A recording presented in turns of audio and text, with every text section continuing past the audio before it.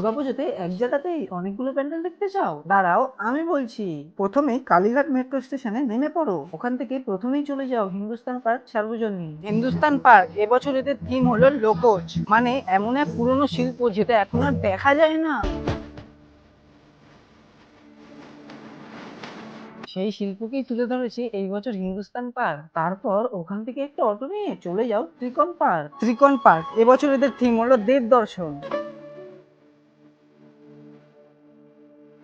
South কলকাতার সবচেয়ে সুন্দর দুর্গা মা।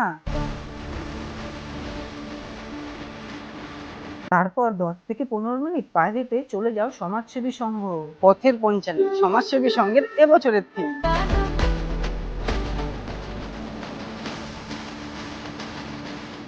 তারপর ওখান থেকে আবার একটা অটো ধরে চলে যাও ত্রিধারা সম্মিলনী। চলো ফিরি ত্রিধারা সম্মিলনীর এই বছরের থিম।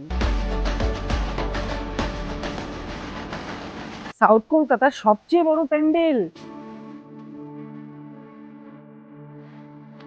তারপর আবার একটা অটো রিক্সা করে চলে যাও আলিপুর সার্বজনীন। আলিপুর সার্বজনীন এই বছর নিয়ে এসেছে চায়ের উপর থিম।